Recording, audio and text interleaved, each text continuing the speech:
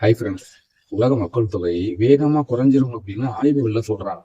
இந்த 20ஆம் நூற்றாண்டுல உலக மக்கள் தொகை எப்பவும் இல்லாத அளவுக்கு வேகமா உயர்ந்துச்சு.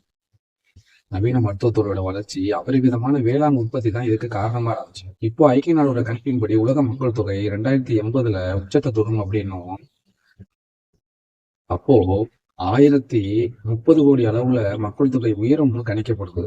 ஆனா அதுக்கு பிறகு குழந்தை பிறப்பு சதவீதம் வீழ்ச்சி அடையும் அப்படின்னும், உலக மக்கள் தொகை குறைய வாய்ப்பு இருக்கணும். 2100ல 1020 கோடி அளவுல மக்கள் தொகை இருக்கும்னு எதிர்பார்க்கப்படுது. இதுக்கு முக்கிய காரணமா 1990ல இருந்ததை விட பெண்கள் இப்ப ஒரு குழந்தை குறைவா பெற்றெடுக்கிறாங்க.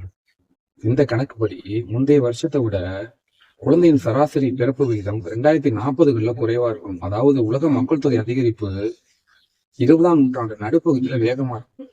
கருவளர்ச்சியில மரபணு இல்லைன்னா உடல்நிலை பாதிப்பு, கர்ப்பகால நோய் தொற்று, ரூபல்லா மாதிரியான வைரஸ் தாக்கங்கள், நீரிழிவு, உயர் ரத்த அழுத்தம், போதைப் பொருள், ஆல்கஹால் பயன்படுத்துறது, தாயோடைய ஊட்டச்சத்து குறைபாடு, உடல் நலம், மன அழுத்தம், இதெல்லாம் தான் உலக மக்கள் தொகை குறைய காரணமா இருக்கு.